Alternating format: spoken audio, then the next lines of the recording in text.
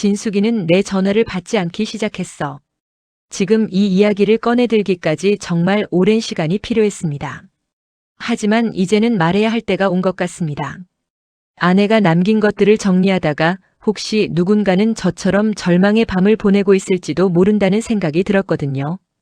제 인생은 참 소박했습니다. 1976년 28살의 젊은 기계공이던 저는 회사 동료의 소개로 당신을 만났습니다. 당신은 25살 검은 머리에 맑은 눈을 가진 여자였어요.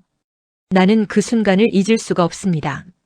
사무실 복도에서 지나치며 마주친 당신의 미소가 제 인생을 바꿔놓았거든요.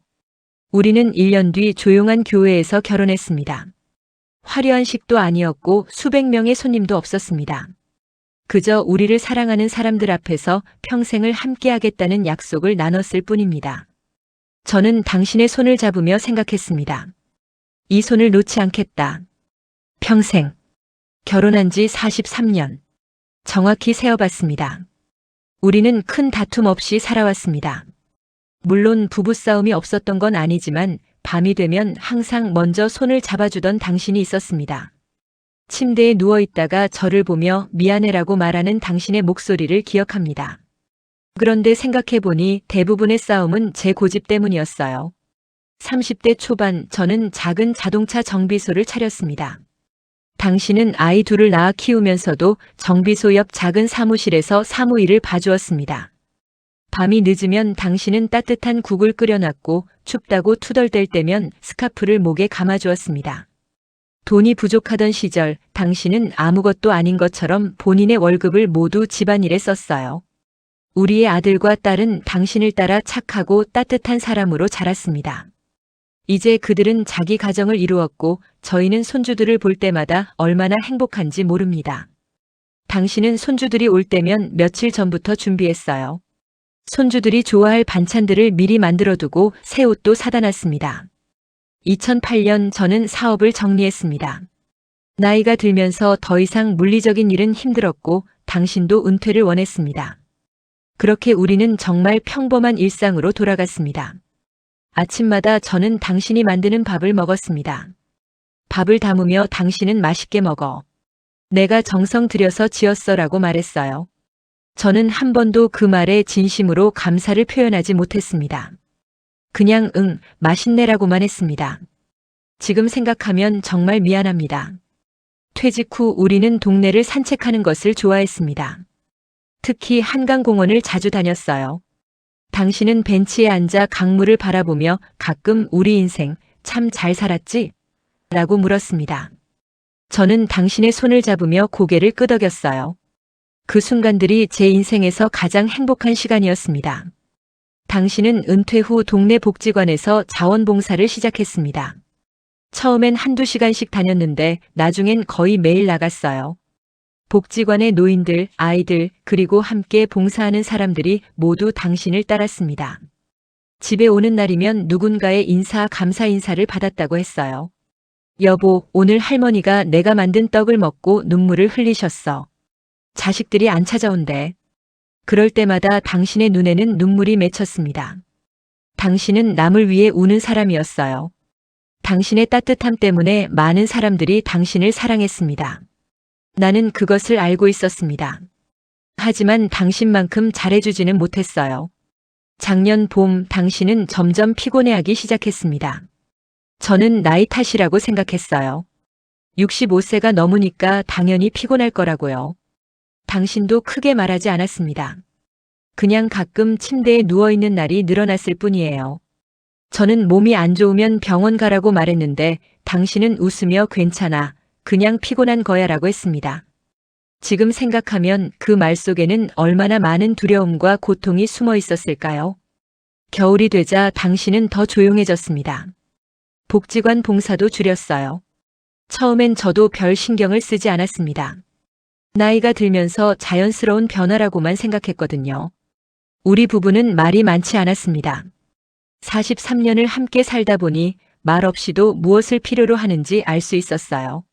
하지만 지금 생각해보니 제가 당신의 신호를 놓쳤던 것 같습니다. 당신은 아침마다 조용히 일어나 밥을 지었습니다. 손이 떨렸나 봐요. 국을 담을 때 가끔 숟가락이 부딪히는 소리가 들렸거든요. 저는 거실에 앉아 신문을 읽으며 그 소리를 들었지만 물어보지 않았습니다. 남편으로서 정말 무책임했어요. 2024년 초봄 당신은 저에게 말했습니다. 여보, 요즘 조금 피곤해. 하루 쉬어야겠어. 그 말은 아주 자연스러웠습니다. 그냥 평범한 일상의 대사처럼요. 저는 신문을 들고 있던 손을 내려놓지도 않고 대답했습니다. 그래. 푹 쉬어. 내가 밥 해주지 뭐. 당신은 웃음을 지었어요. 지금 생각하면 그것이 우리가 나눈 마지막 대화가 될 줄은 정말 몰랐습니다. 그날 밤 당신은 침대에 누웠습니다. 저는 TV를 보다가 당신을 재웠어요. 당신은 제 팔을 베고 조용히 눈을 감았습니다. 저는 당신의 얼굴을 바라봤습니다. 깊은 주름이 생겨 있었어요. 43년 전 교회 복도에서 만났을 때의 그 맑은 얼굴은 이제 찾아볼 수 없었습니다. 하지만 당신은 여전히 아름다웠어요. 저는 당신의 이마에 입을 맞추었습니다. 고마워. 그리고 미안해. 당신은 눈을 뜨지 않았지만 손으로 제 팔을 꼭 잡았습니다. 그것이 대답이었어요. 우리는 말없이 그렇게 밤을 지새웠습니다. 다음 날 아침 저는 당신이 옆에 없음을 깨달았습니다. 침대에는 당신의 따뜻함만 남아 있었어요. 저는 나가서 당신을 찾았습니다. 거실도 화장실도 서재도 모두 비어 있었습니다. 처음엔 산책을 간 줄 알았어요. 하지만 당신의 외투가 옷걸이에 그대로 걸려 있었고 휴대폰도 침대 옆 탁자에 놓여 있었습니다. 식탁 위에는 메모 한 장만 있었습니다. 미안해요. 잠시만 시간을 주세요. 그 순간 저는 모든 것이 잘못되었다는 것을 알아챘습니다. 세상이 멈춘 것 같았어요. 손이 떨렸고 가슴이 철렁 내려앉았습니다. 당신이 왜 이런 메모를 남기고 나갈까요? 무슨 시간이 필요할까요? 저는 처음으로 당신의 삶 속에 내가 모르던 그 무언가가 있다는 것을 깨달았습니다. 그리고 그것이 저의 가장 큰 후회가 되었습니다. 이 이야기가 여기서 끝나면 좋겠습니다. 평범하고 소박한 부부의 일상으로. 하지만 인생은 그렇게 친절하지 않았어요. 그 메모 한 장으로부터 저는 당신이 왜 고통받고 있었는지 알게 되었으니까요. 당신은 제가 모르는 많은 것들을 혼자 짊어지고 있었습니다. 그리고 나는 신문만 읽고 있었어요. 이 이야기를 듣고 있는 당신들께 저는 진심으로 말하고 싶습니다. 당신의 옆에 있는 사람을 다시 한번 보세요. 그들의 눈에 무엇이 흔들리고 있지는 않은가요? 그들의 손이 떨리고 있지는 않은가요? 우리가 함께 있는 시간이 영원할 거라고 생각하지 마세요. 저는 그렇게 생각했다가 가장 소중한 사람을 잃었으니까요. 메모를 손에 쥐고 서 있는 저의 모습을 상상해 보세요. 68세의 한 노인이 손가락으로 그 글씨를 따라가며 울고 있는 모습을요. 이것이 제 이야기의 시작입니다. 이것이 제가 당신을 완전히 잃어버린 순간입니다. 경찰에 신고한 시간은 오전 10시 35분이었습니다. 나중에 확인해 보니 정확히 그 시간이었어요. 그날따라 시간이 자주 보였습니다. 할 일이 없어서가 아니라 시간이 지나갈 때마다 당신이 더 멀어지는 것 같은 공포 때문이었어요. 신고를 받은 경찰관은 50대 중반으로 보였습니다. 이름은 이준호 형사였어요. 그는 침착했습니다. 아마도 이런 신고를 많이 받았을 거라고 생각했죠. 하지만 저는 침착할 수가 없었습니다. 제 아내가 없어졌습니다. 이른 아침에 침대에서 사라졌어요. 가지고 나간 물건이 뭐가 있나요? 없습니다. 외투도 있고 휴대폰도 침대 옆에 있습니다. 지갑도 그대로입니다. 형사는 메모를 보더니 작은 한숨을 쉬었습니다. 가출일 수도 있습니다.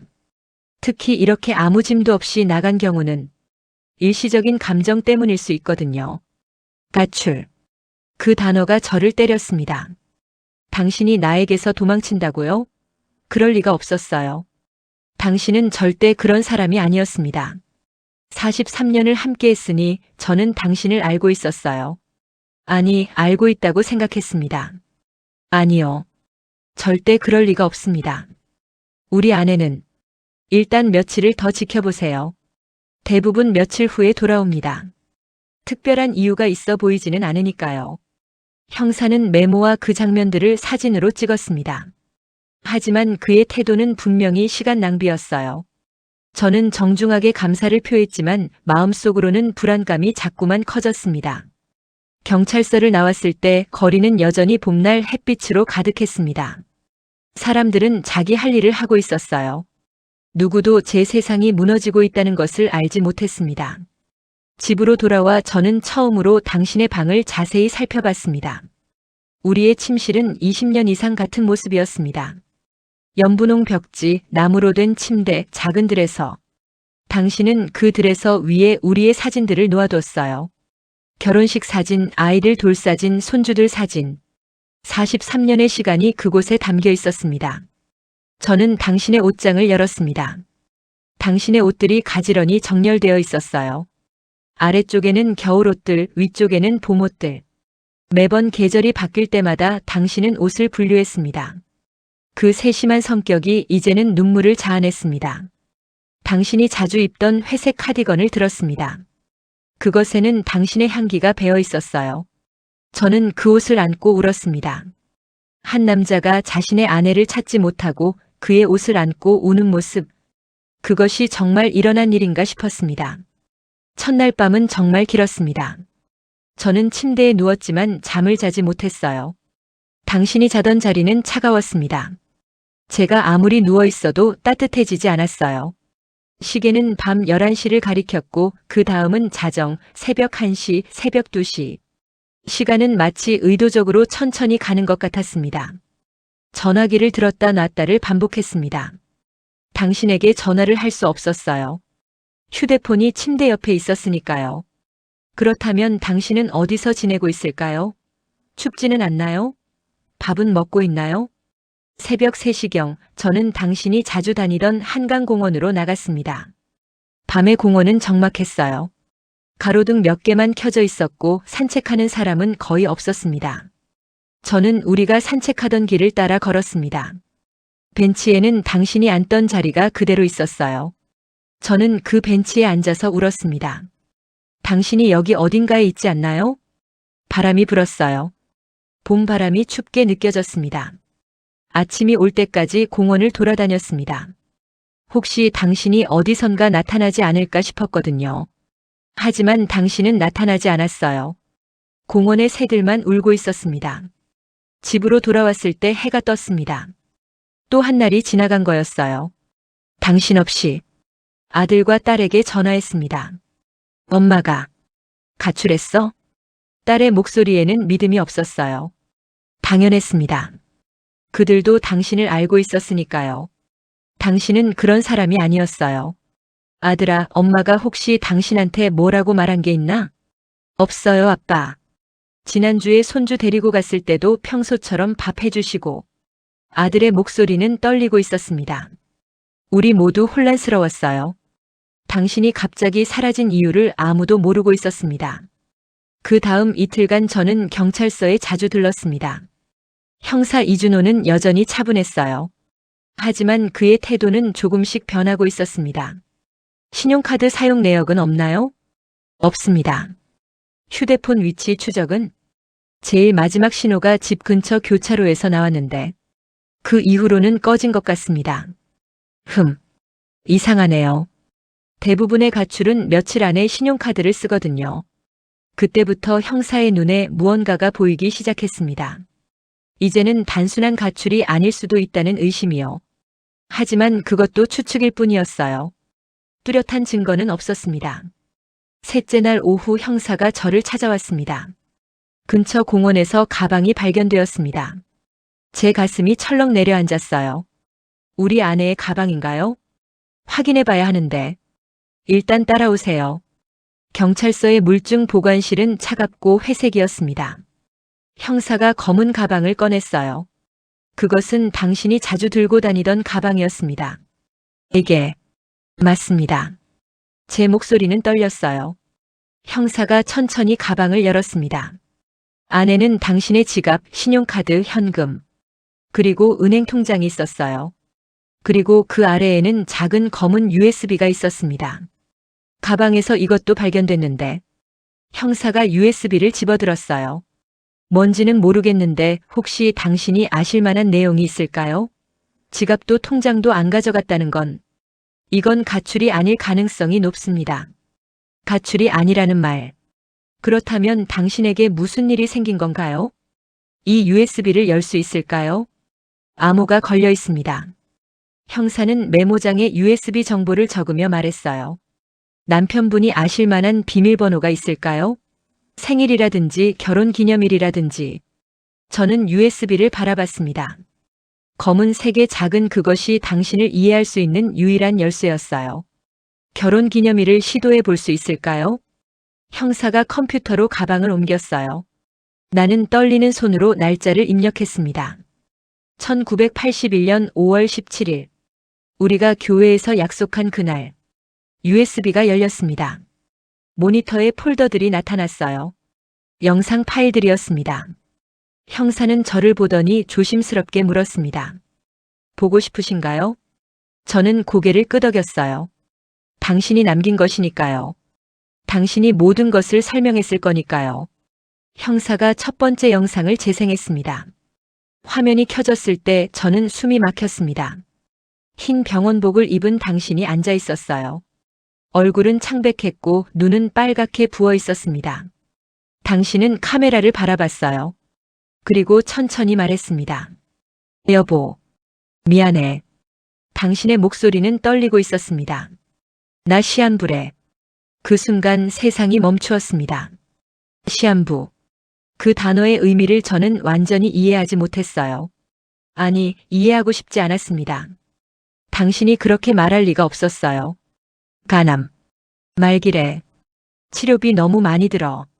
당신 힘들게 하기 싫었어. 당신은 눈물을 흘리고 있었습니다. 화면 너머로 당신이 울고 있었어요. 그리고 꼭 말해야 할 게 있어. 당신은 깊게 숨을 들이쉬었습니다. 마치 용기를 내고 있는 것처럼요. 내 친구 진숙이 있잖아. 당신 믿으라고 했던 그 사람. 진숙. 그 이름을 들으니 갑자기 기억이 났어요. 당신의 대학 친구였죠. 10년 전쯤에 당신이 소개해줬었어요. 그 이후로 자주 만났던 것 같습니다. 당신은 그 친구를 정말 믿었어요. 그 사람이 우리 통장을 다 빼갔어. 당신의 목소리가 쌓여 있었습니다. 화면을 바라보고 있던 저는 더 이상 현실이 무엇인지 모를 지경이었어요. 당신은 말을 계속했습니다. 투자하면 2배로 불려준다고 해서. 우리 노후 자금 다 맡겼는데. 알고 보니 사기였어. 사기. 당신들이 수십 년에 걸쳐 모은 돈이 당신의 친구에게 사기를 당했다고요? 나 아픈 거 알면서도 돈 더 가져갔어. 당신의 울음이 더 커졌어요. 형사와 저는 영상을 계속 봤습니다. 당신의 눈물을 바라보며요. 경찰에 신고도 했는데 증거가 부족돼. 대놓고 사기라고 말할 수 없대. 당신은 손수건으로 눈을 닦았습니다. 치료비도 없고 돈도 없고 당신도 힘들 거고 나만 아프기도 한데 당신의 목소리는 점점 약해졌어요. 그래서 시간을 달라고 했어. 혼자 정리하고 싶었어. 당신이 말한 그 시간이 무엇인지 저는 여전히 모르고 있었습니다. 근데 당신이라면 할 수 있을 것 같아. 영상의 당신은 카메라에 더 가까워졌어요. 증거. 여기 있어. 우리 침대 및 서랍에. 모든 증거가 있어. 통화 녹음, 계약서, 거래 내역.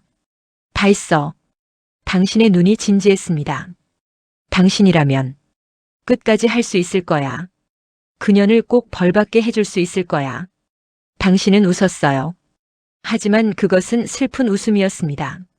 내가 여기서 지는 거면 적어도 그녀는 후회하게 해줄래? 미안해. 많이 미안해. 영상이 검게 꺼졌습니다. 형사의 사무실은 완전히 정적이었어요. 저는 무언가를 말하려고 했지만 목에서는 아무것도 나오지 않았습니다. 눈물만 자꾸만 흘러내렸어요. 당신이 얼마나 절망했을까요? 당신은 어디에 있을까요?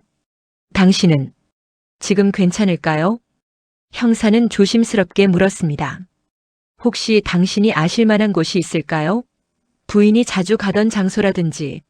저는 고개를 저었어요. 당신을 찾아야 했습니다. 당신이 어디에 있든지 하지만 이제는 더 이상 가출을 찾아다니는 것이 아니었어요. 당신을 찾아야 했습니다. 시간이 없다는 것을 알면서요. 경찰서를 나갔을 때 제 손에는 USB가 들려 있었습니다. 형사 이준호는 말했어요. 이것이 사건의 핵심 증거일 수 있다며 당분간 조사를 계속하겠다고요. 하지만 저는 그의 말을 제대로 듣지 못했습니다. 제 귀에는 오직 당신의 목소리만 들렸어요. 나 시한부래. 그 말이 자꾸만 반복되었습니다.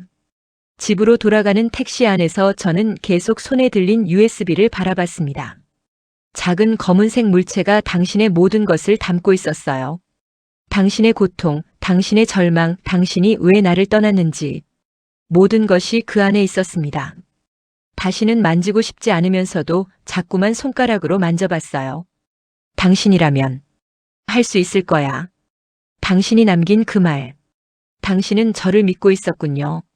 당신이 할 수 없는 일을 제가 할 수 있을 거라고 믿었어요. 하지만 저는 그렇게 강한 사람이 아니었습니다. 저는 당신이 아파도 눈치채지 못한 남편이었어요. 집에 도착했을 때는 저녁 6시였습니다. 거실 불을 켰어요. 당신이 없는 집은 정말 컸어요. 아무리 큰 집이어도 사람이 없으면 감옥 같은 느낌이 들었습니다. 저는 침실로 들어갔습니다. 당신이 말한 서랍. 침대 밑에 서랍. 제가 그것이 있다는 것조차 몰랐던 서랍이었어요. 43년을 함께 살면서 제 아내가 침대 밑에 뭔가를 숨겨두고 있었다는 사실을 저는 모르고 있었습니다. 침대를 들었어요. 나이가 들어서 그런지 힘들었지만 간신히 들어올렸습니다. 그리고 저는 그것을 찾았어요. 작은 나무 상자가 침대 밑에 있었습니다. 손가락이 떨렸어요.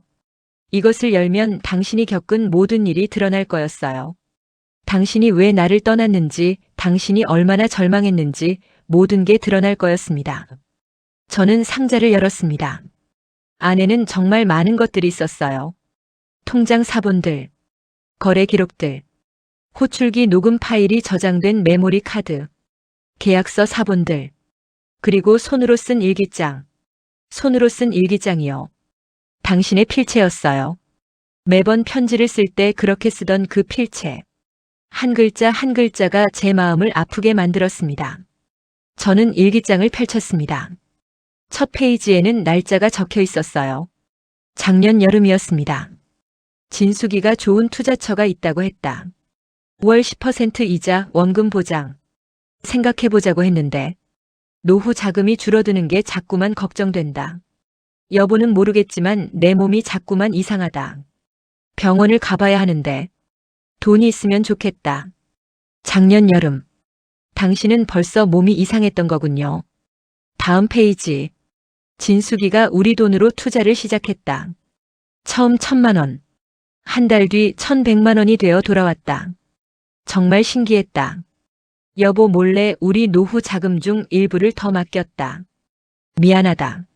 하지만 이 돈이면 병원 치료도 받고 여보도 부담 없이 지낼 수 있을 것 같았다. 당신은 혼자 결정했어요. 가족 몰래.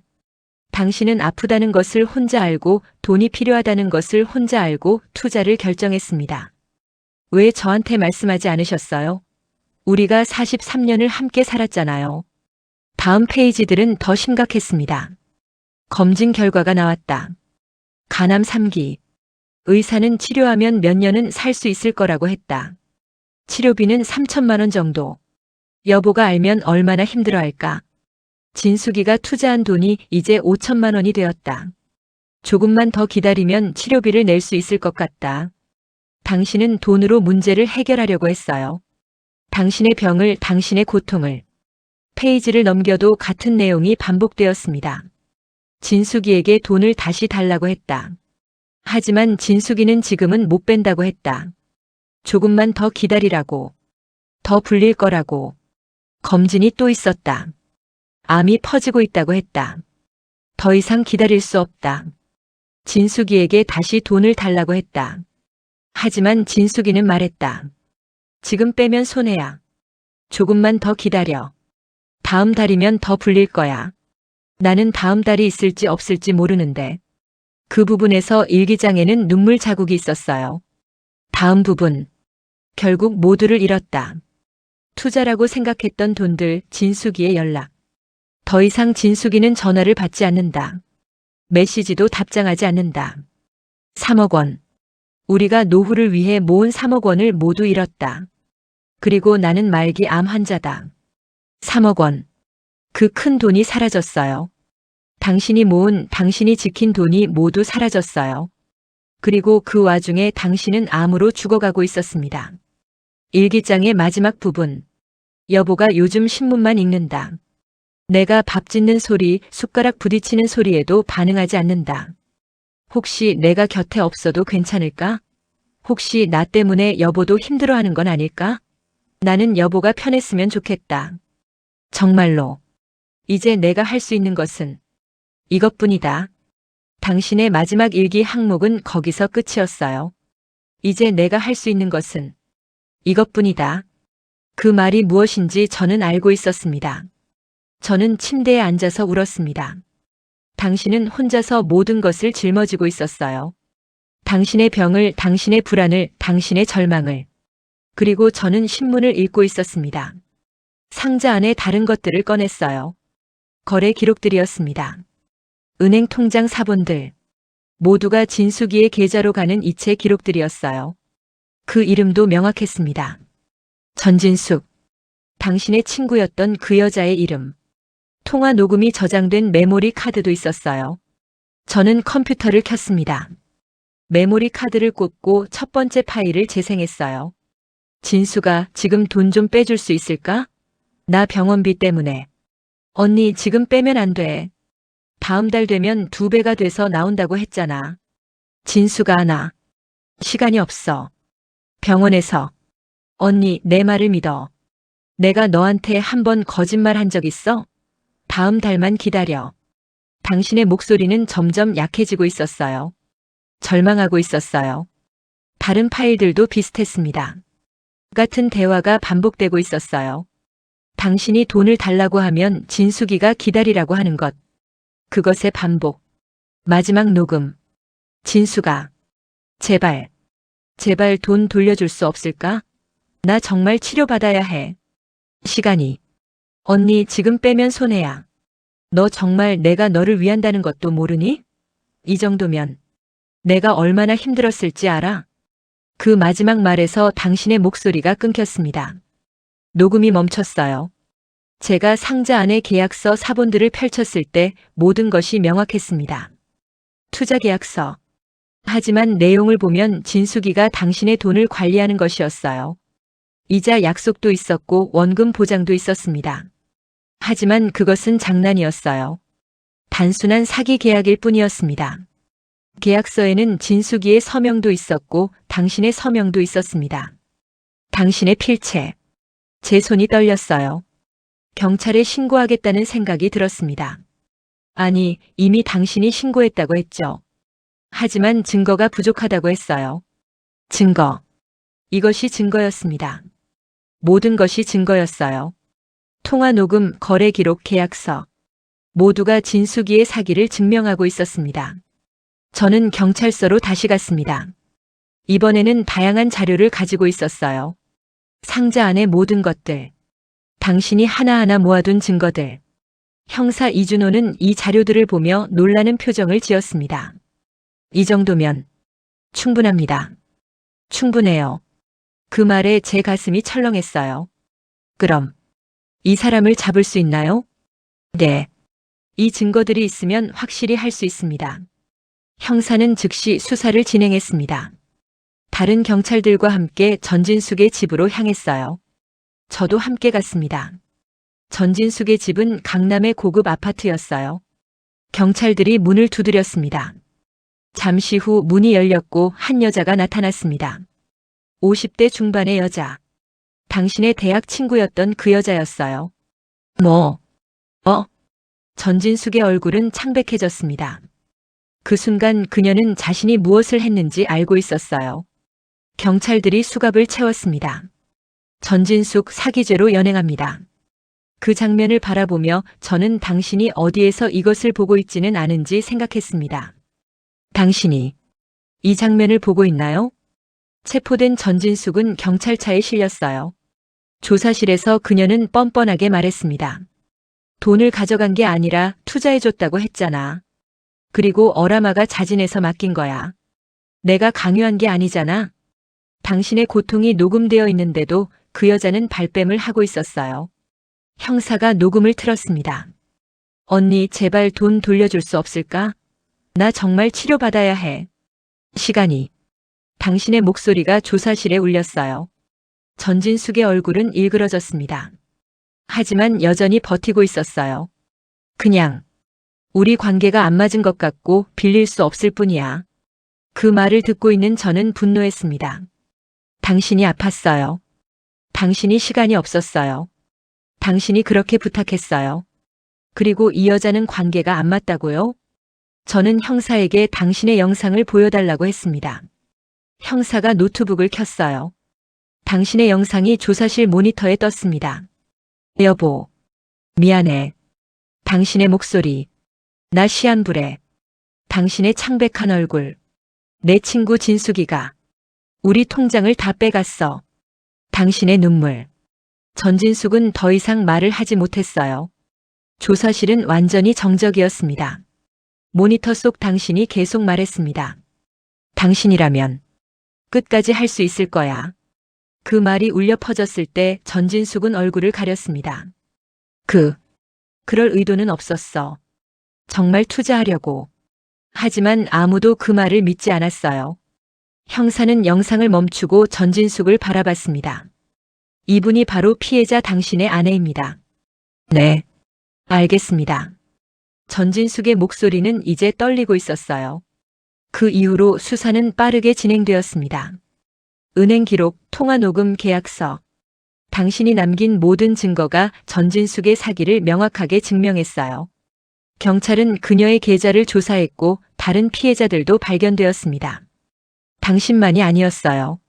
전진숙은 여러 명을 대상으로 같은 사기를 저질렀습니다. 하지만 당신처럼 증거를 모아서 신고한 사람은 없었어요. 대부분은 증거 부족으로 경찰도 손을 놓고 있었습니다. 당신이 남긴 증거가 모든 것을 바꿨어요. 검찰에 기소되면서 전진숙의 사건은 본격적인 재판으로 들어갔습니다. 저는 법정에 나갔어요. 법정 안에 당신의 영상이 틀어졌습니다. 여보, 미안해. 당신의 목소리가 법정에 울렸어요. 판사는 심각한 표정으로 당신의 영상을 바라봤습니다. 전진숙은 변론을 했지만 더 이상 도움이 되지 않았어요. 당신의 증거 앞에서는 모든 변명이 무의미했습니다.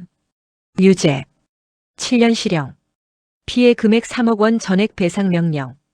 판결문이 읽혔을 때 저는 당신을 찾았어요. 당신은 어디에 있을까요? 이 결과를 보고 있을까요?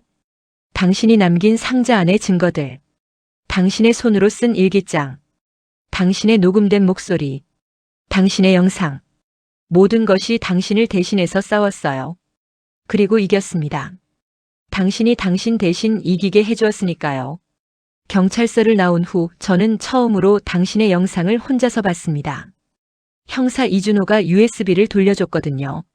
사건이 확정되면서 더 이상 증거물로 보관할 필요가 없다고 했어요. 당신이 남긴 것이니 당신의 유족인 제가 가지고 있는 게 맞다고 했습니다.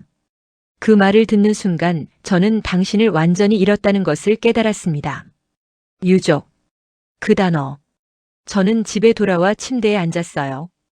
USB를 손에 들었습니다. 작은 검은색 물체가 당신의 모든 것을 담고 있었어요. 당신의 마지막 말씀들이. 컴퓨터를 켰습니다. USB를 꽂았어요. 폴더들이 나타났습니다. 영상 파일들이 많았어요. 제목을 보니 번호가 매겨져 있었습니다. 1부터 시작해서 첫 번째 영상을 클릭했습니다. 화면이 켜졌을 때 저는 숨이 막혔어요. 당신이 앉아 있었습니다. 흰색 병원복을 입고 병원 침대 헤드 앞에 앉아 있었어요. 카메라는 누군가 다른 사람이 들고 있었던 것 같았습니다. 혹은 삼각대에 고정되어 있었을 수도 있어요. 당신의 얼굴은 창백했습니다. 극도로 창백했어요. 피부는 회색빛을 띠고 있었고 눈은 깊이 들어가 있었습니다. 하지만 눈동자는 여전히 맑았어요. 그 맑음이 더 아팠습니다. 당신이 정확하게 무슨 일이 일어나고 있는지 알고 있다는 뜻이었거든요. 여보, 여기 계신가요? 당신이 카메라를 바라봤습니다. 이 영상을 보고 있다면 나는 이미 당신이 말을 멈췄어요. 말을 이을 수가 없었던 것 같습니다. 시간이 없어서 다 말하지 못할 것 같아. 미안해.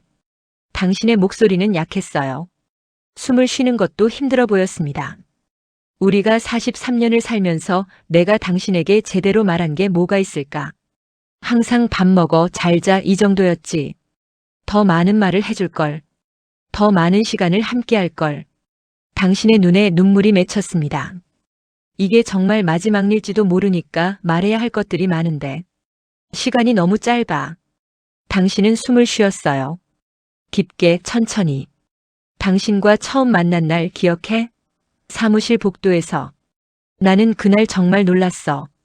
어떤 남자가 나한테 그렇게 진지한 눈으로 나를 봤거든. 당신의 그 눈이 좋았어.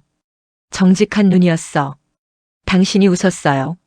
하지만 그것은 슬픈 웃음이었습니다. 그래서 결혼했지. 당신과의 평생을. 그리고 정말로 평생이었어. 우리가 함께 한 모든 날들이 좋았어. 힘든 날도 있었지만 당신이 있어서 견딜 수 있었어. 당신의 목소리가 떨렸어요. 아이들을 낳고 정비소를 하고 손주들을 보고. 평범했지만 그 평범함이 얼마나 소중한 건지 이제 알겠어. 죽음 앞에서야 비로소. 당신이 눈물을 닦았습니다. 손이 떨리고 있었어요. 미안해. 미안해, 여보. 내가 먼저 가서. 남겨두고 가서. 당신이 힘들까봐 항상 생각했는데 결국 내가 당신을 힘들게 했어. 당신의 울음이 커졌어요. 요즘 밤에 자면서 생각했어. 혹시 내가 없으면 당신이 더 편할까?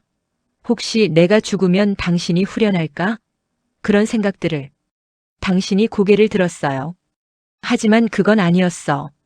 당신은 정말 외로워할 거야. 나도 안다.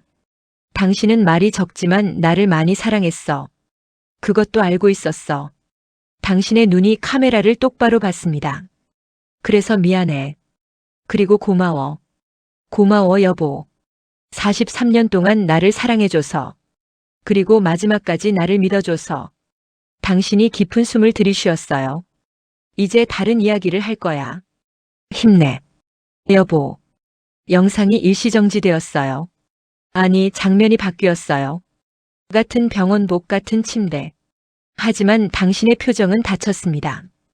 더 진지했어요. 마치 결심한 표정으로. 우리가 함께 살면서 나를 정말 소중하게 대해준 친구가 있었어. 진숙이.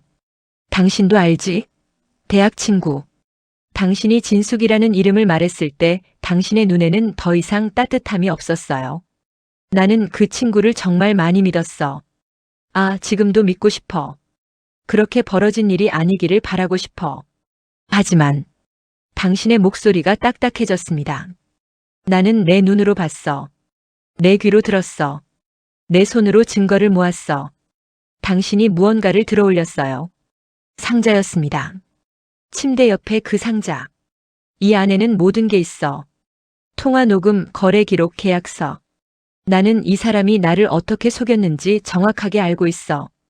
당신의 얼굴이 일그러졌어요. 분노했어요. 진숙이는 나한테 투자하면 2배 이상으로 불려준다고 했어. 나는 처음엔 거절했어. 하지만 당신 때문에 고민했어. 당신을 위해, 우리의 노후를 위해. 그래서 돈을 맡겼어. 당신의 목소리가 떨렸어요. 처음 1,000만 원을 맡겼을 때 정말로 1,100만 원이 되어 돌아왔어. 신기했어. 그래서 더 많은 돈을 맡겼어. 그리고 또 맡겼어. 결국 우리의 모든 노후 자금을 맡겼어. 3억 원. 당신이 울음을 터뜨렸습니다. 그리고 나는 병원에 갔어. 몸이 너무 아파서. 그리고 의사가 말했어. 간암 말기라고. 치료해도 최대 몇 년이라고. 치료비는 3,000만 원이라고. 당신이 손수건으로 눈을 닦았어요. 그래서 진숙이한테 돈을 달라고 했어. 치료받아야 한다고. 하지만 진숙이는 자꾸 밀었어. 조금만 더 기다리라고. 더 불릴 거라고. 하지만 내게는 조금만 더가 없었어. 당신의 목소리가 더 크게 올라갔습니다. 나는 통화를 녹음했어. 그 녹음에는 진숙이가 나한테 한 모든 약속이 있어. 그리고 내가 돈을 달라고 할 때 진숙이가 뭐라고 했는지도 있어. 당신이 카메라를 더 가까이 바라봤어요. 진숙이가 나한테 말했어. 언니 지금 빼면 손해야. 나를 믿어. 내가 너한테 한 번 거짓말 한 적 있어? 하고. 하지만 그 말 자체가 거짓이었어. 당신의 눈에서 눈물이 흘렀어요. 당신한테는 진숙이가 안 좋은 친구라는 걸 숨겼어. 당신을 미안하게 하고 싶지 않았어. 하지만 이제 말해야 할 것 같아. 당신이 깊게 숨을 쉬었어요. 당신이 이 사람을 꼭 벌받게 해줄 수 있을 거야. 당신이라면. 당신은 강해. 나는 당신이 절대 포기하지 않을 거라고 알고 있어. 우리가 43년을 함께 살면서 당신이 무엇을 포기하는 것을 본 적이 없거든. 당신의 목소리가 점점 약해졌어요. 내가 여기서, 이 침대에서 가게 될 것 같아. 하지만 당신은 계속 살아야 해. 당신은 이 일을 끝내야 해. 내가 못한 것을 당신이 해줄 거야. 당신이 해줄 거야. 당신이 상자를 다시 들었습니다. 이것을 가져가. 이 안에 모든 게 있어. 통화 녹음, 거래 기록, 계약서, 내 일기장도 있어. 내가 왜 이 결정을 했는지, 어떻게 되었는지 모든 게 있어. 당신이 상자를 카메라에 보였어요. 당신이라면 할 수 있을 거야. 꼭 해줄래? 제발. 당신의 목소리는 더 이상 분노가 아니라 간청이었어요. 나는 이제 가야 할 것 같아. 약이 필요해. 의사가 말했어. 이 약을 먹으면 더 이상 깨어나지 못할 수도 있다고. 하지만 괜찮아. 더 이상 고통받고 싶지 않아. 당신이 눈을 감았어요. 당신이 마지막으로 봐야 할 게 하나 더 있어. 당신이 다시 눈을 떴습니다. 우리가 처음 만난 그날을 기억해? 사무실 복도에서? 나는 그날을 잊은 적이 없어. 당신의 그 진지한 눈을 잊은 적이 없어. 그 눈이 날 변하게 했어. 나를 사랑하게 했어. 당신이 웃었어요. 이번에는 슬프지 않은 웃음이었습니다. 우리는 정말 잘 살았어. 평범했지만 행복했어. 손주들이 우리를 봤잖아. 우리가 어떻게 사랑하는지. 그것만으로도 충분해. 당신의 목소리가 더 약해졌어요. 당신이 나를 놓아주기를 원해. 당신이 다시 행복해지기를. 당신이 혼자가 아니라는 걸 알아주기를. 우리는 여전히 함께야. 나는 어디서든 당신을 응원할 거야. 당신이 손으로 무언가를 가리켰어요. 카메라 밖에 무언가. 여기 보이는 창밖에 보여? 봄이야. 나는 봄을 정말 좋아했어. 꽃이 피고 새들이 지저귀고 모든 게 다시 시작되는 시절. 당신도 봄을 좋아했잖아. 우리가 한강공원에서 매년 벚꽃을 봤어. 당신이 창을 바라봤어요. 당신이 봄날의 나를 생각할 때 슬프지 말아줄래? 대신 웃어줄래? 내가 그 봄들을 당신과 함께 본 것만으로도 충분하니까. 정말 고마우니까. 당신의 눈이 다시 카메라를 봤습니다. 당신을 정말 사랑했어. 지금도 이 순간에도 영원히. 그것만 꼭 기억해 줄래? 내가 왜 떠났는지는 상관없고 나는 당신을 사랑했다는 것만. 그것만. 당신의 목소리는 이제 거의 들릴 듯 말 듯 했어요. 고마워 여보. 고마워. 영상이 천천히 검게 물들기 시작했습니다. 당신의 손이 카메라 쪽으로 올려졌어요. 마치 뭔가를 손짓하는 것처럼. 인사하는 것처럼. 그리고 화면이 완전히 검어졌습니다. 영상이 끝났어요. 저는 계속해서 검은 모니터를 바라봤습니다. 당신이 다시는 돌아오지 않을 것이라는 것을 깨달으면서요. 저는 손으로 모니터를 터치했어요. 마치 영상 속 당신을 만질 수 있을 것처럼. 당신, 정말 보내줄 수 없어. 제 목소리가 목구멍에서 끊겼습니다. USB에는 다른 영상들도 많이 있었어요. 하지만 저는 그날은 더 이상 보지 못했습니다. 당신의 마지막 말이 계속 반복되고 있었으니까요. 당신을 정말 사랑했어. 지금도 이 순간에도 영원히. 68세의 한 노인이 작은 USB 앞에서 혼자만의 작별을 하고 있었습니다. 당신의 손짓을 따라가면서요. 당신의 목소리를 되짚으면서요. 당신을 놓고 싶지 않으면서도 결국 놓아야 한다는 것을 깨닫고 있었습니다. USB 속의 당신은 영원할 거예요. 하지만 현실 속의 당신은 이제 영원히 없을 거였습니다. 그것이 저를 가장 미치게 만들었습니다. 당신이 떠난 지 사흘째 되는 날, 저는 당신의 모든 영상을 봤습니다. USB 속에는 당신이 남긴 여러 개의 영상이 있었어요. 각각은 다른 주제를 담고 있었습니다. 첫 번째는 저를 향한 사랑의 말씀이었다면 그 이후의 영상들은 모두 진숙이에 관한 것이었습니다. 두 번째 영상은 당신이 진숙이를 처음 만난 날에 대한 것이었어요. 화면에 나타난 당신은 여전히 병원복을 입고 있었습니다. 하지만 이번에는 표정이 달랐어요. 깊은 회상에 잠겨 있었습니다. 진숙이를 처음 만난 건 대학교 1학년 때야. 우리는 같은 학과, 같은 수업에 있었어. 그 아이는 정말 밝고 활발했어. 모든 사람들이 좋아했어. 나도 그 친구가 정말 좋았어. 당신이 하늘을 바라봤어요. 우리는 졸업할 때까지 정말 친했어. 모든 것을 함께 했어. 비밀도 나누고 울 때도 함께 울고 웃을 때도 함께 웃었어. 나는 그 친구가 내 인생에서 가장 가까운 친구라고 생각했어. 당신의 목소리가 떨렸습니다. 그런데 시간이 지나면서 연락이 뜸해졌어. 내가 당신과 결혼하고 아이들을 낳고 바빠지면서 자주 못 만났어. 진숙이도 자신의 일이 있었을 거야. 하지만 10년, 20년이 지나도 진숙이를 생각할 때면 항상 따뜻했어. 그 아이가 나를 배신할 리 없다고 생각했어. 당신이 눈을 감았어요. 하지만 내 느낌은 틀렸어. 세 번째 영상은 당신이 진숙이의 투자 제안을 받은 날에 관한 것이었습니다. 작년 여름 진숙이가 갑자기 전화를 했어. 오랜만에 만나자고. 우리는 강남의 한 카페에서 만났어. 진숙이는 여전히 밝았어. 어쩌면 더 밝아 보였어. 자신감 있게. 당신의 목소리가 얇아졌어요. 진숙이가 나한테 물었어. 언니, 요즘 돈 잘 되니? 노후 준비는 됐어? 하고. 나는 대수롭지 않게 대답했어. 뭐 남편이 열심히 모은 게 있지라고. 당신이 손으로 얼굴을 가렸습니다. 그 순간 진숙이의 눈이 반짝였어. 내가 나중에 깨달았는데 그게 사냥꾼의 눈이었어. 먹이를 발견한 포식자의 눈이었어. 당신이 손을 내렸어요. 진숙이가 말했어. 언니, 나 지금 정말 좋은 투자처를 알고 있어. 월 10% 이자야. 원금도 100% 보장돼. 내가 물었어. 그게 진짜야? 진숙이가 웃으면서 말했어. 나를 모르냐고? 내가 언니를 속일 리가 있어? 당신의 목소리가 분노로 변했어요.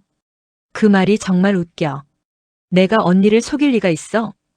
그 말 자체가 바로 속임수였어. 내가 진숙이를 믿고 있었으니까 그 친구는 그 믿음을 이용할 수 있었어. 네 번째 영상에서는 당신이 처음으로 돈을 투자한 날에 대해 말했습니다. 처음 1,000만 원을 투자했을 때 나는 정말 떨렸어. 그 정도의 돈을 다른 사람한테 맡기는 건 처음이었거든. 하지만 진숙이가 자신 있게 말했어. 언니 걱정 마. 한 달이면 1,100만 원으로 만들어줄게. 당신이 침대에서 일어나 앉았어요. 그 움직임이 힘들어 보였습니다. 그리고 정말로 한 달 후에 1,100만 원이 돌아왔어. 이자가 100만 원이었어. 내 눈으로 봤어. 계좌에 들어온 돈을 봤어. 당신의 눈이 커졌어요. 그 순간 나는 완전히 속았어. 그게 초기 미끼였다는 걸 모르고. 사기꾼들이 쓰는 가장 흔한 수법이잖아. 처음엔 정말로 이익을 주고 그 다음부터 돈을 집어삼키는 거. 하지만 나는 그걸 몰랐어. 아니, 모르고 싶었어. 다섯 번째 영상은 당신이 계속 투자를 늘려나가는 과정을 담고 있었습니다. 그 이후로 나는 자꾸만 더 투자하고 싶었어. 1,000만 원이 1,100만 원이 되는 마법이 계속되고 있었으니까. 그리고 처음엔 200만 원을 투자했어. 한 달 후 2,400만 원이 되어 돌아왔어. 그 다음은 500만 원. 그 다음은 1,000만 원. 그렇게 자꾸만 늘려갔어. 당신의 얼굴은 점점 더 창백해지고 있었습니다. 진숙이가 자꾸만 말했어. 언니, 더 크게 투자해. 이 기회는 잠깐밖에 안 돼. 다른 사람들은 벌써 많이 했어. 넌 아직도? 하고. 그 말에 자꾸만 불안해졌어. 혹시 내가 기회를 놓치는 건 아닐까? 혹시 진숙이가 날 무시하는 건 아닐까? 당신이 손가락으로 자신의 가슴을 쳤습니다. 여기 마음이 약해졌어. 그 약함을 진숙이는 정확하게 알고 있었어. 친구를 오래 알수록 그 친구의 약점을 더 잘 알잖아. 6번째 영상은 당신이 모든 노후자금을 투자한 날에 관한 것이었습니다. 결국 나는 우리 노후자금 3억 원을 모두 맡겼어. 진숙이는 자신있게 말했어. 언니, 이 돈을 이렇게 투자하면 6개월 후에는 5억이 돼. 1년 후면 10억이 돼. 당신들은 노후 걱정 안 할 수 있어. 나를 믿어. 당신의 목소리가 거의 들릴 듯 말 듯 했어요. 나는 당신한테 말하지 않았어. 우리의 모든 돈을 맡겼다는 걸. 당신을 불안하게 하고 싶지 않았어. 그리고 곧 돈이 들어올 거라고 생각했어. 진숙이가 그렇게 말했으니까. 당신이 눈을 감았습니다. 하지만 돈은 들어오지 않았어. 7번째 영상에서는 당신이 처음으로 돈을 달라고 한 날에 대해 말했습니다. 6개월이 지났을 때 나는 진숙이에게 돈을 달라고 했어. 약속한 대로 5억이 됐으니까. 하지만 진숙이는 말했어. 언니, 지금 빼면 손해야. 시장이 좋아지는 중이야. 조금만 더 기다려. 당신의 목소리가 떨렸어요. 그때부터 내 몸도 이상해졌어. 스트레스 때문인지 아까는 몰랐지만 암이 나타나기 시작한 건지. 아무튼 내 몸이 이상했어. 그리고 동시에 진숙이의 전화도 줄어들기 시작했어. 8번째 영상은 당신이 병원에 간 날에 관한 것이었습니다. 당신한테는 그냥 피곤하다고만 말했어. 하지만 나는 몸이 정말 안 좋았어. 그래서 병원에 갔어. 혼자 갔어. 당신한테 알리지 않고. 당신이 카메라를 바라봤어요. 의사가 말했어. 간암 3기입니다. 아직 전이 되지 않았으니 치료하면 몇 년은 살 수 있을 것 같습니다. 다만 치료비가 꽤 들 겁니다. 치료비는 3천만 원이었어. 당신의 눈에 절망이 가득했습니다. 3천만 원. 그것도 많은 돈이었어. 하지만 나는 생각했어. 진숙이한테 맡긴 돈이 5억이 되면 치료비 정도는 아무것도 아니지. 그래서 나는 진숙이에게 돈을 달라고 했어.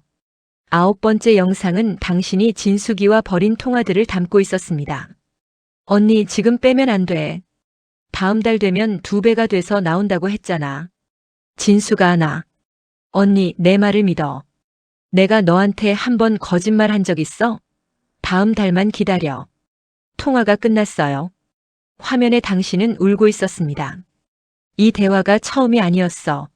내를 믿어라고. 당신이 손을 들었어요. 메시지도 답장하지 않았어. 그 친구는 완전히 사라졌어. 10번째 영상에서는 당신이 경찰에 신고한 과정을 말했습니다. 하지만 경찰은 너무 많은 사기 사건으로 바쁜 것 같았어. 증거가 부족하다고 했어. 당신이 자진해서 투자했다는 증거가 있으니까. 당신이 절망적으로 웃음을 터뜨렸어요. 내가 자진해서? 내가 알았으면 자진해서 하지 않았지. 나는 사기를 당한 거야. 친구라고 믿던 사람에게. 50년 가까이 알던 친구에게. 마지막 영상에서는 당신이 모든 증거를 모은 이유를 말했습니다. 나는 이 증거들을 모았어. 통화 녹음, 거래 기록, 계약서. 모두를 모았어. 그리고 당신에게 남기는 거야. 당신은 이 증거를 가지고 다시 경찰에 가. 이번엔 강하게. 증거가 충분하니까. 당신의 목소리가 점점 약해졌어요. 나는 여기서 끝낼 것 같아. 더 이상 버티기 힘들어. 암도 아프고 마음도 아프고 모든 게 아파. 하지만 당신은 계속 살아야 해. 당신은 이 일을 끝내야 해. 당신이 카메라에 더 가까워졌어요. 진숙이가 나한테 한 말을 기억해. 내가 너한테 한 번 거짓말 한 적 있어? 그 말이 거짓말이었어. 거짓말쟁이가 자신이 거짓말쟁이가 아니라고 하는 거. 가장 검은 거짓말이야. 당신의 눈이 진지했습니다. 당신도 진숙이의 그런 말에 속을 수도 있어. 법정에서도 속을 수도 있어. 하지만 이 영상과 이 증거들은 거짓말을 할 수 없어. 이것들이 말해줄 거야. 무슨 일이 있었는지, 누가 거짓말쟁이인지. 당신이 상자를 다시 보였습니다. 내 증거를 믿어. 내 마지막 부탁을 들어줄래? 영상이 검게 꺼졌습니다. 저는 계속해서 모니터를 바라봤어요. 당신이 남긴 모든 영상, 당신이 겪은 모든 일, 당신이 느낀 모든 배신, 그리고 당신이 저에게 남긴 마지막 부탁. 저는 울었습니다. 한 노인이 이렇게 많은 것을 혼자 짊어지고 있었다는 게, 한 친구가 이렇게 깊은 배신을 저질렀다는 게, 그리고 당신이 이 모든 것 때문에 먼저 가버렸다는 게, 당신, 미안해. 정말 미안해. 저는 당신의 영상 앞에서 계속 울었습니다. 당신의 목소리가 계속 울려 퍼졌어요.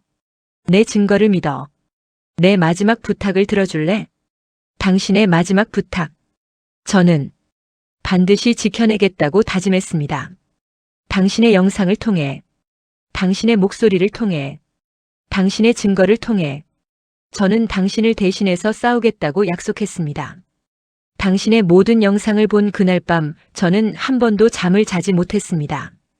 침대에 누웠지만 눈은 떠져 있었어요. 천장을 바라보며 당신의 목소리를 계속 들었습니다. 당신이 남긴 모든 말씀들이 제 귀에 맴돌았어요. 내 증거를 믿어. 내 마지막 부탁을 들어줄래? 새벽이 올 때 저는 결심을 했습니다. 당신을 실망시키지 않겠다고. 당신의 부탁을 반드시 이루겠다고. 당신이 남긴 증거들을 세상에 알리겠다고. 아침이 밝자 저는 침대 밑에 상자를 꺼냈습니다. 당신이 정리해 두셨던 모든 것들이 그 안에 있었어요.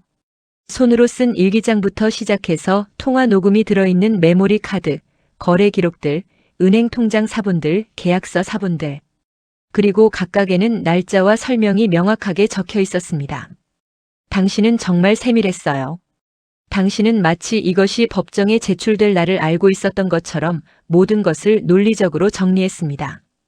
거래 기록들은 시간 순으로 정렬되어 있었고 통화 녹음들도 날짜별로 분류되어 있었어요. 상자의 밑바닥에는 메모가 있었습니다. 여보, 이것들이 당신이 필요로 할 모든 증거입니다. 처음엔 경찰이 도움이 안 될 수도 있습니다. 하지만 포기하지 마세요. 이 증거들을 가지고 계속 문제 삼으세요. 당신이라면 할 수 있습니다. 사랑합니다. 당신의 아내가. 저는 그 메모를 몇 번이나 읽었습니다. 손가락으로 당신의 필체를 따라가며 눈물이 계속 흘렀어요. 저는 경찰서로 갔습니다. 이번엔 다르게 갔어요. 당신이 준 증거들을 정리해서 가져갔습니다. 상자를 들고 경찰서 문을 열었을 때 경찰들의 시선이 저에게 모아졌어요. 68세의 노인이 큰 상자를 들고 경찰서에 온 모습이 이상했을 거라고 생각합니다. 형사 이준호가 저를 맞이했습니다. 어서 오세요. 뭔가 새로운 게 있으신가요? 저는 상자를 탁자 위에 내려놨습니다. 제 아내가 남겨둔 증거들입니다. 형사의 얼굴 표정이 변했어요. 증거들? 저는 상자 안의 것들을 하나씩 꺼냈습니다. 일기장, 메모리 카드, 은행 통장 사본, 계약서 사본, 거래 기록 정리본. 형사는 놀라운 표정으로 이것들을 바라봤습니다. 이것들은 정말 체계적으로 정리되어 있네요. 언제 모으신 거예요? 제 아내가 모았습니다. 투자 과정에서 하나하나 기록해뒀어요. 날짜, 금액, 통화 내용까지 모두. 형사가 일기장을 펼쳤습니다. 당신의 필체가 가득한 페이지들. 각각의 페이지에는 날짜가 적혀 있었고 어떤 금액을 투자했는지, 진수기가 무엇을 말했는지, 당신이 무엇을 느꼈는지가 모두 기록되어 있었어요. 형사는 한 페이지 한 페이지를 천천히 읽었습니다. 그리고 읽을수록 표정이 진지해졌어요. 이게 전부인가요? 아니요. 메모리 카드에 통화 녹음도 있습니다. 형사가 메모리 카드를 집어들었어요. 몇 개나? 39개의 통화 녹음이 있습니다. 제 아내가 센 거예요. 형사는 한순간 움직이지 않았습니다. 39개의. 그리고 은행 거래 기록도 있습니다. 저는 은행 통장 사본들을 펼쳤습니다. 2023년 여름부터 2024년 초봄까지 정확하게 기록된 모든 거래들, 진숙이의 계좌로 들어간 돈들, 그리고 초기에는 약간의 이자와 함께 돌아온 돈들, 그러다가 어느 순간부터 아무것도 돌아오지 않은 기록들. 형사가 저를 바라봤어요. 형님, 이 정도면 충분합니다. 그 말에 제 가슴이 철렁했습니다. 충분하다. 당신의 노력이 충분하다는 말. 당신의 증거가 충분하다는 말. 이것들로 확실하게 수사할 수 있나요? 형사가 고개를 끄덕였습니다. 네. 이 정도면 초기 신고 때와는 완전히 다릅니다. 전신주가 있잖아요. 증거가 명확하니까. 일단 본격 수사에 들어가겠습니다. 저는 눈물이 나려는 것을 참으려고 했어요. 하지만 참을 수 없었습니다. 형사가 상자를 받아들면서 말했습니다.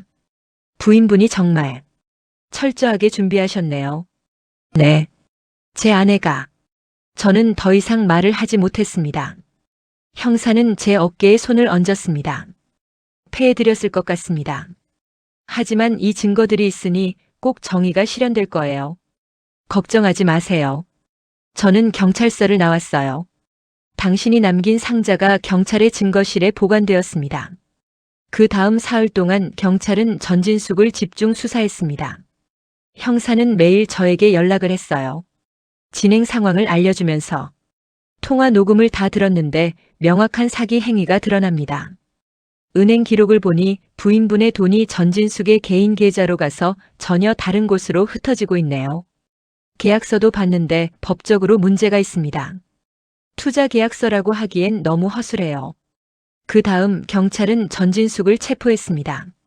당신이 떠난 지 일주일 만에 체포 소식을 들었을 때 저는 당신이 보고 있을까봐 창밖을 바라봤습니다.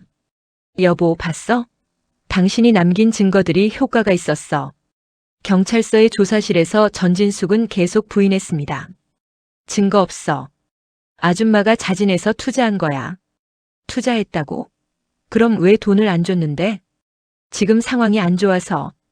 형사는 전진숙의 앞에 당신의 통화 녹음을 틀었습니다. 진수가 지금 돈 좀 빼줄 수 있을까? 나 병원비 때문에.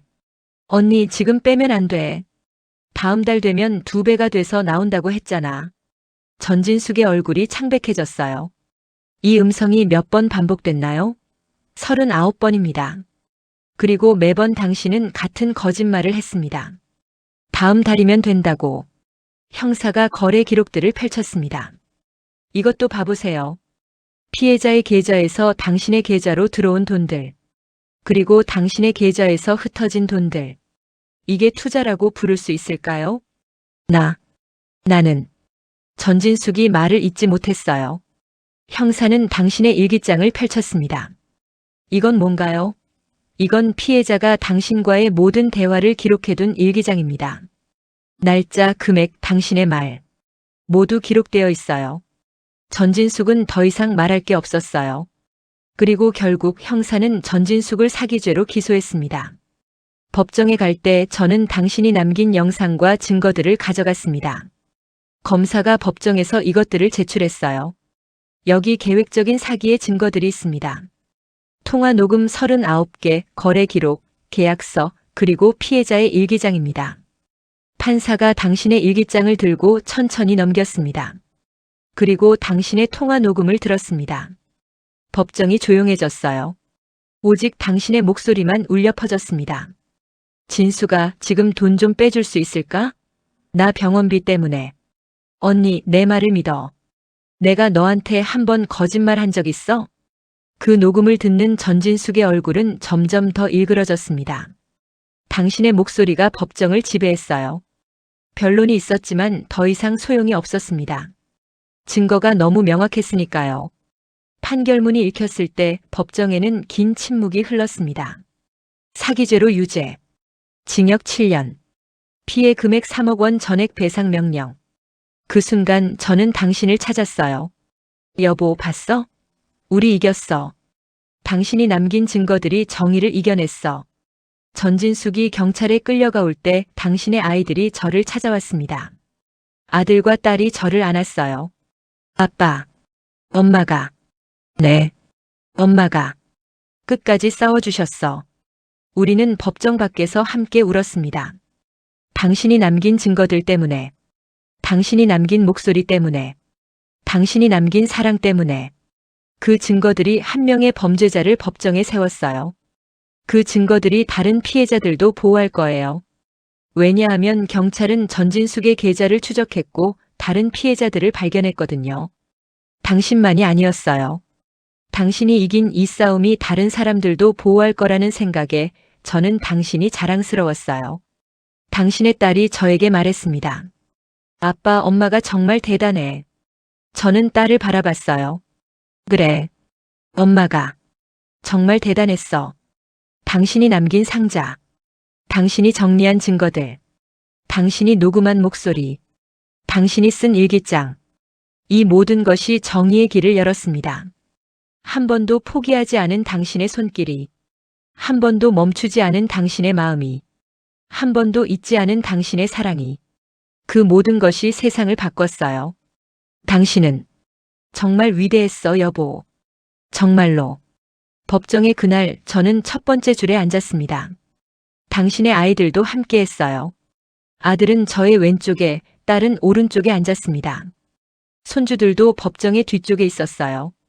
당신의 손주들이 당신의 어떤 일이 재판받고 있다는 것을 눈으로 직접 보고 있었습니다. 법정에는 당신의 목소리가 가득했어요. 검사가 당신의 통화 녹음을 틀었습니다. 당신의 간청, 당신의 절망, 당신의 눈물이 모두 법정에 울려 퍼졌어요. 진수가 제발 우리 돈 돌려줄 수 없을까? 나 정말 치료받아야 해. 시간이. 당신의 목소리를 듣는 판사의 얼굴은 점점 더 진지해졌습니다. 전진숙은 판사를 바라보지 못했어요. 고개를 떨어뜨리고 있었습니다. 당신의 목소리 앞에서는 더 이상 발뺌할 수 없었으니까요. 검사가 당신의 일기장을 펼쳤습니다. 이것은 피해자가 직접 기록한 일기장입니다. 처음 투자했을 때부터 끝까지 모든 과정이 기록되어 있습니다. 판사가 일기장을 읽었어요. 한 페이지 한 페이지를 넘기며 읽었습니다. 판사의 얼굴 표정이 점점 더 변했어요. 그리고 판사는 눈물을 흘렸습니다. 법정의 한 노인이 68세의 한 남자가 그 광경을 바라봤습니다. 판사가 법정에서 눈물을 흘리는 일은 드물어요. 하지만 당신의 일기장이 그렇게 만들었습니다. 검사가 거래 기록들을 제시했습니다. 이것들은 피해자의 계좌에서 피고인의 계좌로 들어간 돈들입니다. 총액은 3억 원입니다. 그리고 피고인의 계좌에서 흩어진 흔적들입니다. 화면에는 복잡한 거래 내역들이 떠올랐어요. 하지만 모든 것이 명확했습니다. 당신의 돈이 진숙이의 계좌로 들어갔고 그 돈이 다시 어딘가로 사라졌다는 게 명확했어요. 전진숙의 변호사가 변론을 했습니다. 피고인은 진정으로 투자를 목적으로 이 돈들을 받았습니다. 단지 시장의 변동으로 인해. 검사가 즉시 반박했습니다. 시장의 변동? 피고인이 제시한 투자처가 실제로 존재하지 않습니다. 그리고 피고인은 일관되게 거짓말을 했습니다. 다음 달이면 된다는 약속은 39번을 반복됐습니다. 그리고 그 약속은 한 번도 지켜지지 않았습니다. 화면에 당신의 통화 녹음들이 재생되기 시작했어요. 39번의 통화, 39번의 거짓말, 39번의 약속. 모두가 깨진 약속들이었어요. 법정이 조용해졌습니다. 오직 당신의 목소리와 진숙이의 목소리만 울려 퍼졌어요. 언니, 내 말을 믿어. 내가 너한테 한 번 거짓말 한 적 있어? 그 질문이 반복될 때마다 누군가는 고개를 저었습니다. 당신이 고개를 저었어요. 당신의 아이들이 고개를 저었어요. 판사도 고개를 저었습니다. 진숙이의 거짓말은 너무나 명확했으니까요. 검사의 최종 의견서가 낭독되기 시작했습니다. 이 사건은 단순한 투자 실패가 아닙니다. 이것은 계획된 사기입니다. 피고인은 초기에 소액의 이자를 주어 피해자의 신뢰를 얻고 그 신뢰를 바탕으로 더 많은 돈을 갈취했습니다. 그리고 피해자가 돈을 요청할 때마다 거짓말을 했습니다. 검사의 목소리가 더 커졌어요. 특히 주목할 점은 피고인은 피해자가 말기 암 환자라는 것을 알고도 계속 거짓말을 했다는 점입니다. 피해자는 치료비가 필요했습니다. 그 치료비를 위해 친구라고 믿던 피고인에게 도움을 청했습니다. 하지만 피고인은 거짓말만 했습니다. 법정에는 무거운 침묵이 흘렀어요. 피해자는 더 이상 기다릴 수 없었습니다. 피해자는 남은 시간이 많지 않다는 것을 알고 있었거든요. 그래서 피해자는 이 모든 것을 기록했습니다. 통화를 녹음했고 거래 기록을 정리했고 일기를 썼습니다. 피해자는 죽음 앞에서도 정의를 포기하지 않았습니다. 검사가 당신의 사진을 들어올렸어요. 당신의 모습이 화면에 띄워졌습니다. 당신의 웃음, 당신의 눈, 당신의 모든 것. 이 여성은 이미 이 세상에 없습니다. 하지만 그의 증거는 여전히 살아있습니다. 그의 목소리는 여전히 울려 퍼집니다. 그의 정의는 이 법정에서 실현되어야 합니다. 검사가 피고인을 향했어요. 피고인은 피해자의 신뢰를 돈으로 계산했습니다. 피해자의 우정을 배신했습니다. 피해자의 절망을 외면했습니다. 이것은 단순한 사기가 아닙니다. 이것은 인간의 기본을 위반한 범죄입니다. 저는 그 말을 들으며 울었습니다. 당신을 대신해서, 당신의 목소리를 대신해서, 당신의 정의를 대신해서 울고 있었습니다. 판사가 재판부를 나갔어요. 약 30분 후 판사가 돌아왔습니다. 법정이 침묵으로 가득했어요. 판사가 판결문을 읽기 시작했습니다. 본 법정은 피고인 전진숙이 사기죄로 충분히 유죄임을 인정합니다. 당신의 딸이 제 팔을 잡았어요. 징역 7년. 법정에서 한숨이 나왔습니다. 피해 금액 3억 원 전액 배상 명령. 전진숙의 얼굴이 창백해졌어요. 추가로 본 법정은 피고인의 범행이 특히 심각함을 언급하고 싶습니다. 피고인은 50년 이상 함께한 친구를 배신했습니다. 그리고 그 친구가 중병에 걸려 있다는 것을 알면서도 거짓말을 계속했습니다. 판사의 목소리가 더 커졌어요. 우리는 법으로 모든 것을 막을 수는 없습니다. 하지만 이 법정에서는 적어도 정의를 실현할 수 있습니다. 이 여성이 남긴 증거들은 그 정의를 증명했습니다. 판사가 당신의 사진을 다시 바라봤습니다. 이 여성은 죽음을 앞두고도 다른 피해자들을 생각했습니다. 그리고 남은 가족을 생각했습니다. 이것이 우리가 추구해야 할 인간의 자질입니다. 피고인은 이 정반대를 보여주었습니다. 당신의 아들이 저의 어깨를 안았어요. 본 법정은 이 판결이 유족 및 다른 피해자들에게 위로가 되기를 바랍니다. 판결이 끝났습니다. 당신이 이겼어요. 당신의 증거가 이겼어요. 당신의 목소리가 이겼어요. 전진숙은 경찰에 끌려갔습니다. 그때 전진숙이 말했습니다. 미안합니다. 정말 미안합니다. 하지만 그 말은 너무 늦었어요. 당신을 돌릴 수 없는 말이었거든요. 법정을 나올 때 많은 사람들이 저를 바라봤습니다. 기자들이 몰려왔어요. 할아버지, 이 판결에 대해 어떤 느낌입니까? 저는 말하기를 원하지 않았어요. 하지만 당신을 대신해서 말해야겠다고 생각했습니다. 제 아내가 남겨둔 증거들이 정의를 이겼습니다. 제 아내는 죽음 앞에서도 정의를 포기하지 않았습니다. 저는 그것이 자랑스럽습니다. 기자들이 더 물었어요. 당신이 복수하고 싶었습니까? 저는 고개를 저었습니다. 복수가 아닙니다. 정의입니다. 제 아내가 원한 것은 복수가 아니라 누군가는 책임져야 한다는 것입니다. 그리고 다른 사람들이 같은 피해를 당하지 않아야 한다는 것입니다. 당신의 아이들이 저의 옆에 섰어요. 아들이 말했습니다. 엄마가 우리에게 남겨준 가장 큰 선물은 정의입니다. 딸이 덧붙였습니다. 엄마가 마지막까지 싸워줘서 우리는 이 상처를 조금은 치유할 수 있을 것 같아요. 법정을 나간 후 우리는 한강공원에 갔습니다. 당신이 가장 좋아하던 벤치. 우리는 그 벤치에 앉았어요. 여보, 봤어? 우리가 이겼어. 아무도 대답하지 않았지만 봄바람이 불었습니다. 여보, 당신이 남긴 증거들이 정의가 됐어. 손주들이 그 벤치 주변을 뛰어다녔어요. 당신의 손주들. 당신이 보고 싶어 했던 손주들. 할아버지, 할머니는? 손자가 물었어요. 저는 아이를 안았습니다. 할머니는 지금 여기 있어. 이 공원에도 있고 저 하늘에도 있어. 그리고 우리 마음에도 있어. 아이가 고개를 끄덕였어요. 할머니가 나쁜 사람을 잡았어? 응. 할머니가 잡았어. 할머니가 남긴 증거로. 아이가 웃음을 지었습니다. 당신이 들으면 정말 기뻐할 웃음이었어요. 그날 밤 저는 당신의 USB를 다시 꺼냈습니다. 당신의 마지막 영상을 다시 봤어요. 당신이라면 할 수 있을 거야. 꼭 해줄래? 제발. 당신의 그 말. 당신의 그 부탁. 저는 당신 앞에서 말했습니다. 여보 했어. 당신이 원하던 대로. 다 했어. 더 이상 슬프지 않은 웃음을 지었습니다. 당신이 이겼으니까. 당신의 정의가 이겼으니까. 당신의 마지막 싸움이 결국 이겼으니까. 이것이 사이다 같은 역전입니다. 말기 암 환자가 자신의 죽음 앞에서도 정의를 이루어낸 것. 처음엔 증거 부족으로 외면받던 사건이 결국 법정에서 정죄된 것. 80살 가까운 여인이 남긴 증거들이 법정을 지배한 것. 그리고 그것이 모두 사랑 때문이었다는 것. 당신을 대신해서 싸운 당신의 남편과 아이들의 사랑. 그 사랑이 정의를 이루었습니다.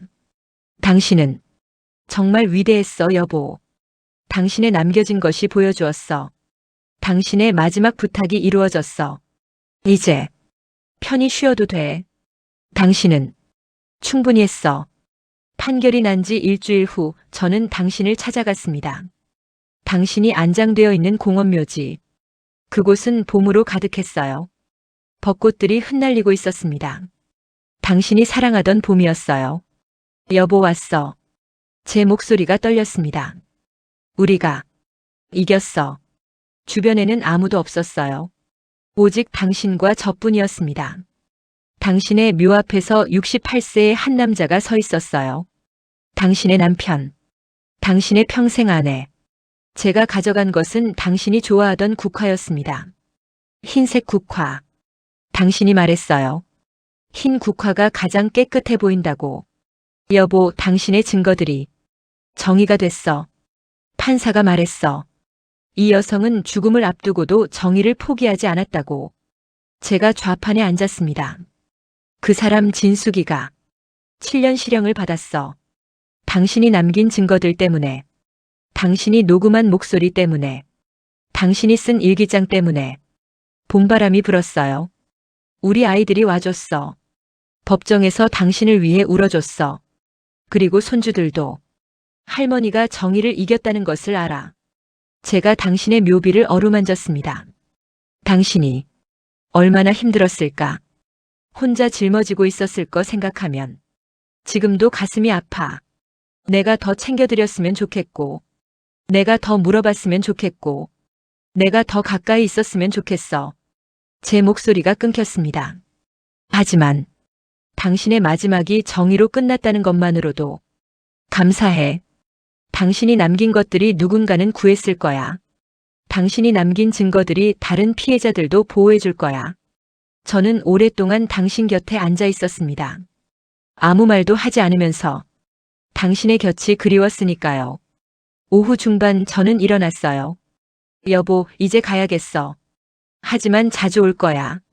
매일 아침 당신이 좋아하던 커피를 한 잔 내려놓고 올 거야. 당신의 묘 앞에서 저는 당신을 향해 절을 했습니다. 그것이 당신에게 할 수 있는 마지막 인사였어요. 다음 날 저는 당신의 USB를 들었습니다. 아이들과 함께 당신의 영상들을 봤어요. 당신의 목소리가 집안에 울려 퍼졌습니다. 여보, 미안해. 아이들이 울었어요. 엄마, 당신의 딸이 제 팔을 잡았습니다. 아빠, 엄마의 용기가 정말 대단한 거야, 죠? 저는 딸을 안았어요. 그래. 엄마는 정말 대단했어. 당신의 아들이 말했습니다. 엄마가 이렇게 준비했다는 것도 신기해. 마지막 순간까지 우리를 생각했어? 저는 고개를 끄덕였습니다. 당신들의 엄마는 정말 사랑이 많은 사람이었어. 그 밤 저는 당신의 일기장을 다시 읽었습니다. 한 페이지 한 페이지. 당신의 필체. 당신의 생각, 당신의 고통. 그 안에는 또 다른 면들도 있었어요. 오늘 아침 남편이 밥을 먹으면서 맛있네라고 했다. 그 한마디가 내 온종일을 행복하게 했다. 손주들이 왔다. 그 아이들을 보는 것만으로도 살맛이 나는 것 같다. 진숙이와 만나기 전에 쓴 페이지들도 있었어. 당신과의 평범한 일상들, 당신과의 작은 행복들. 그것들을 읽으며 저는 울었습니다. 당신이 얼마나 사랑으로 가득했는지, 당신이 얼마나 소중한 사람이었는지, 당신이 떠났다는 사실이 이렇게나 아팠습니다. 며칠 후 저는 한강공원에 갔습니다. 당신이 가장 좋아하던 벤치. 거기 앉아서 저는 당신이 남긴 USB를 꺼냈어요.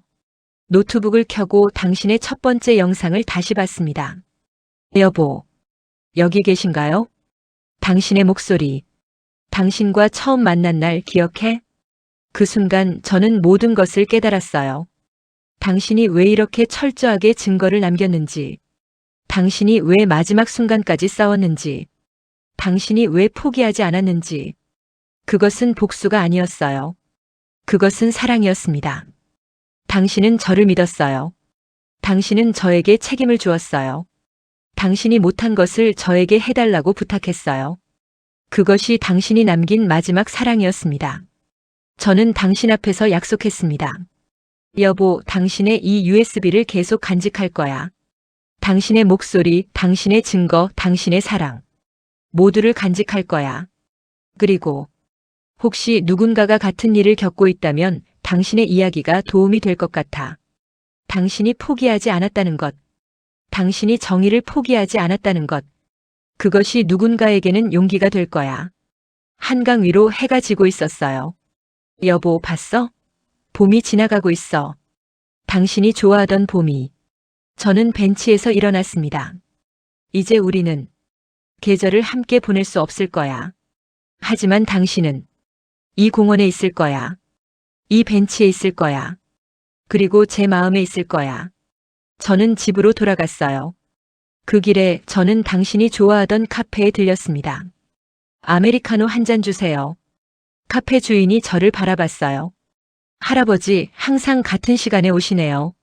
네. 제 아내가 좋아하던 카페라서. 카페 주인은 뭔가 알아차린 것 같았어요. 아, 그렇군요. 그럼 할머니 드실 거죠? 저는 웃음을 지었습니다. 그래. 할머니 드릴 거야. 매일 아침 저는 같은 시간에 카페에 갑니다. 아메리카노 2잔을 마십니다. 하나는 저를 위해, 하나는 당신을 위해. 그 시간이 저와 당신의 마지막 약속의 시간이 되었어요. 집에 돌아오면 저는 당신의 일기장을 읽습니다. 매일 한 페이지씩. 그렇게 당신과 대화를 합니다. 여보, 오늘 손주가 학교에서 좋은 성적을 받았대. 당신이 봐주셨을 것 같아. 일기장이 대답하지 않지만 저는 당신의 목소리를 들어요. 정말? 그럼 당신이 자랑스러워하고 있을 거야. 밤이 되면 저는 당신의 USB를 켭니다. 당신의 목소리를 듣습니다. 당신을 정말 사랑했어. 지금도 이 순간에도 영원히. 그 말이 저에게 위로가 됩니다. 그 말이 저에게 용기를 줍니다. 그 말이 저에게 살아갈 이유를 줍니다. 1년이 지났어요. 당신이 떠난 지 1년. 봄이 또 왔습니다. 저는 당신의 묘 앞에 섰습니다. 흰 국화를 놓았어요. 여보, 1년 만에 왔어. 미안해. 자주 오지 못해서. 제 목소리가 떨렸어요. 하지만 매일 당신을 생각했어. 매일 아침 카페에서 당신 커피를 마시면서. 매일 밤 당신의 영상을 보면서. 그리고 많은 사람들이 당신의 이야기를 알게 됐어. 당신이 남긴 증거들이 누군가에게는 정말 큰 도움이 됐다고 해. 같은 피해를 당한 사람들이 당신의 용기 때문에 일어날 수 있었다고 해. 저는 당신의 묘 앞에서 울었습니다. 당신은 죽음 이후에도 누군가를 구하고 있어. 당신이 남긴 그것들이 사람들을 구하고 있어. 그래서 당신은 죽지 않았어. 당신의 목소리는 계속 울려 퍼지고 있어. 당신의 정의는 계속 빛나고 있어. 봄바람이 불었어요. 벚꽃이 흩날렸습니다. 마치 당신이 대답하는 것처럼 저는 당신의 묘에 절을 했습니다. 여보, 고마워. 당신의 용기를 보여줘서. 당신의 사랑을 보여줘서. 당신이 남긴 것들을 봐서 나도 계속 살아갈 수 있어. 계속. 당신을 위해 살아갈 거야. 당신이 남긴 이 이야기를 누군가에게 전해줄 거야. 여름이 왔어요. 가을이 왔어요. 겨울이 왔어요. 매 계절마다 저는 당신을 찾았습니다. 당신의 묘 앞에서, 한강공원의 벤치에서, 카페에서, 집의 침대 옆에서, 그리고 저는 당신의 USB를 만날 때마다 이 이야기를 누군가에게 말해주고 싶었습니다. 당신의 용기에 대해, 당신의 사랑에 대해, 당신이 남긴 것들의 소중함에 대해. 그래서 저는 이 이야기를 남기기로 결정했습니다. 당신의 USB 속에 담긴 모든 것을, 당신이 남긴 마지막 기록을, 당신이 주신 마지막 부탁을. 이것이 저와 당신의 마지막 대화입니다. 당신에게, 그리고 누군가 당신 같은 절망 속에 있는 사람들에게 저는 말하고 싶습니다. 포기하지 마세요. 당신이 혼자가 아니라는 것을 알아주세요. 당신의 목소리가 누군가에게는 정말 소중한 증거가 될 수 있다는 것을 알아주세요. 당신이 남긴 것이 정의가 될 수 있다는 것을 알아주세요. 그리고 당신이 사랑하는 사람들에게, 당신의 옆에 있는 그 사람을 놓치지 마세요. 오늘이 마지막 날이 될 수도 있으니까요.